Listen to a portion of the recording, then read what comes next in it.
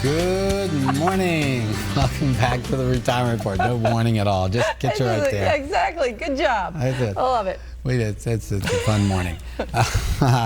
When it comes to retirement, we're talking about the 4 stages of retirement. And this is one of those areas as understanding. See, when I talk about complexities in retirement, it's one of those areas I truly enjoy what I do.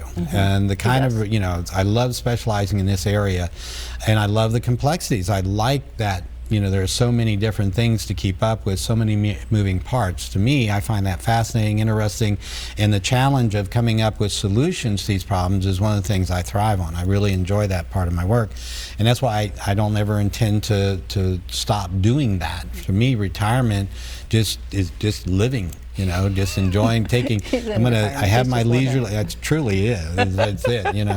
There's not a demarcation point. Where I say, oh, I was not retired. He's just going to go right down to the last one there, where it says late retirement, no goer. That's it. I'm going to be that guy. When you think of people like Jack Bogle, the founder of Vanguard Funds, as an example, this guy was going to his office every day because he loved it. I mean, it gave him, purpose and he's contributing. Seriously. And fortunately, as long as I can do it, that's what I intend to do as well. Now, as we go through some of these different stages, that's not to say that you still don't have to pay attention to those, all right? We all do. So one of those pre-retirement from ages 50 to 60, this is the work and save years, as we know, right? That's when you're pumping money into your retirement accounts. You're not taking any money out. Volatility in the market, who cares? If the market goes down, I'm just buying cheaper shares, basically. I just keep pumping the money in. And then the market goes back up and I benefit from that.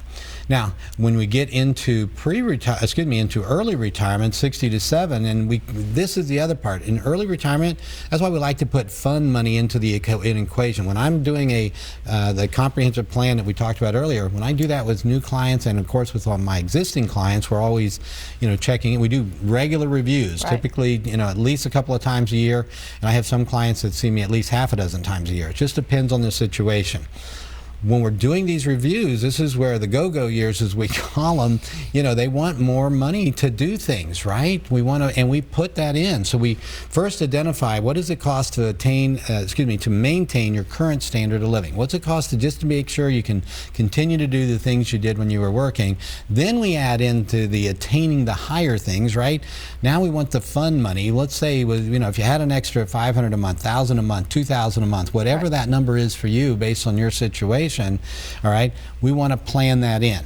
All right, and then, I've got some clients when they retire, this is one of those areas, planning in that extra for travel, for different leisure activities that they enjoy, maybe for doing things with the family. Definitely. All of that is part of that you want to do. Big family vacations. I've seen more than one that's come to Hank and said, I want to take the entire family on a vacation. It's going to cost $20,000, $30,000, whatever.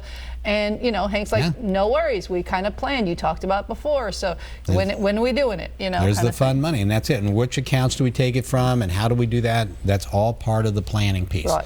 So those go-go years, as we call them, when you've still got your health and your energy and you're just fully, ready to go do those things you weren't able to do when you were working, that's that middle retirement, and that 70 to 80, as they call that. This was an economist by the name of Tom Hegna, is the first time I heard these terms, of the slow-go years, or they call it the go slow, but the slow go years. And that's where typically, you've been out and you've done a lot of those things, and you maybe, start to stick around home a little bit more. But here again, this is very individual. I've got clients that are 80 years old that are still in the go-go years. I mean, they're not slowing down at all, or seemingly very little. And then we've got those no-go years when you get up into the 80 plus. And this is the other things start happening. Where do you spend your money? So when you're in the early stages, right, in early retirement, now you're active, so it's typically on leisure activities and things like that. Maybe you're putting money into your house, we're home now all the time, or, relative to not being at work all the time. So we're going to do some renovations. This is one of the more common things I see as well with clients when they retire, is they say, okay, we're going to fix the house up, or maybe they're going to just sell that house and get another house, so one of those things can, or to a different area, or I want to go on the lake, or whatever it might be, or maybe they buy a vacation home. All of that is part of that initial stage of where your money is going to be used. Now, as you get into the middle years, Now it's, that starts to change a little bit. Maybe health issues are coming up. Maybe there are other issues around. Maybe again, back to the house and looking at what you might, how that might change for you in terms of what you want to do around your home and where you're going to spend your money. And as healthcare costs start going up, that's another area then that not only can maybe be limiting in terms of activity and your day-to-day things that you enjoy doing, but also, of course, how much money you're going to have. Sometimes with healthcare, it's not just having the insurance. No. All right? It's being able to fix your environment to make it more accommodative for health issues to where you can still have the highest quality of life possible. Right. So having the money to do that. And then as you get in those later stages, then maybe, 80 plus, maybe all of a sudden we got to worry about things like long-term care costs and do we need home health care? Are we going to maybe need to be able to pay for people to come in to help us out? We're still okay. We're still living independently, but we need some help. I just bought a house in Franklin, in fact, from a couple that mid-80s, and they're still very active, very going strong. But it's like, I don't want to keep taking care of a yard, and I want to keep doing all these other things. So now I want to get into a better situation. Right. And maybe that goes, I've had a number of clients say, well, maybe I have a housekeeper come in and help with the cleaning, or maybe I'll have someone that comes in and helps me with errands or doing chores around the house, or whatever it might be. Wouldn't it be nice to have the money to at least have the freedom to do that if that's what you want to do? That's again where this planning comes in. Now, if you want to have more money, keep him, paying less in tax is a part of that as well. And how do we do that?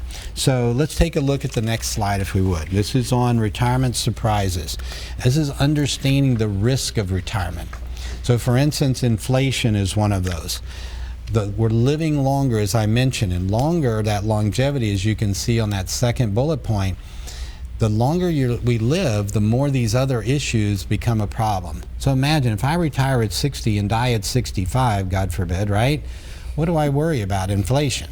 What's going to happen in 5 years? That's not going to be my big expense. Healthcare costs? Maybe. I'm gone. That's someone else's problem down the road. Other types of market risk. Do I really worry about market risk at that point? As long as I got enough money to get me through 5 years, I'm done. Longevity, however, is the fact that for a couple age 65, and for a man, it's the average age, once you hit 65, they say the longer you live, right? I know, that's what did you just say? Exactly. But at 65, that means the average mortality for a man is, I think, 83 point something. So between 83, 84, and for a woman, it's, I think, 87. Right. And it's like a 20. It's exactly true. There's a lot of argument as to why that might be. Which came first, the chicken or the egg on that one, right? Cause and effect. One of the things that we get into, I'm getting on a tangent again. One of the things when it's longevity is when you're talking about that as well, is that more people are living to be the fastest growing segment of the population. In fact, is 85 plus. Oh. So it's amazing how much we're seeing more and more people living into their 90s and even making age 100. It just means more planning. Okay, inflation is going to be a bigger deal. Market volatility is going to be a much bigger deal. Healthcare costs, how to manage that, again, all these things, how to make sure that our money, right, it is there as well, that we don't, at least last as long as we do, that we don't worry about running out of money. It's one of the biggest fears people have, in fact, is running out of money during their life. And it's not something you have to worry about. I mean, with good planning, no matter what your expenses, what your situation, you can put something together to make sure that you can accomplish that kind of goal. So, what's the first thing to understand then about retirement and taxes? Right, at this point, you may be thinking, okay, when it comes to the taxes, what kind of planning can you put in place? You have to know what your after-tax retirement saving picture looks like before retiring.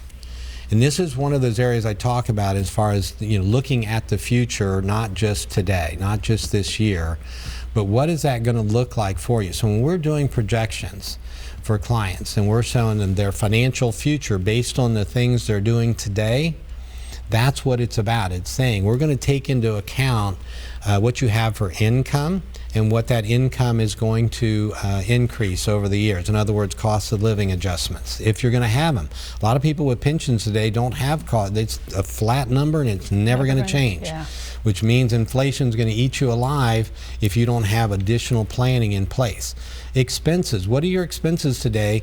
And then we increase those with inflation so that we can show you 10 years from now, if you need $100,000 to manage your, for your lifestyle today, that means you're going to need about $135,000 in 10 years just to do the same things, just to cover the same expenses. That's sad. So seeing that and then seeing what you also have. So again, we got income, we got expenses, we have inflation, we have taxes that we've considered. Yep. What's that after-tax income going to look like? And then on your investments, we look at it as well. What are the after-tax effects on your investment planning? All right, how much do you get to keep of that money? This is a big part of that as well. Absolutely. All right, more to come, but first a break. Join me here. We'll be right back on the Retirement Report.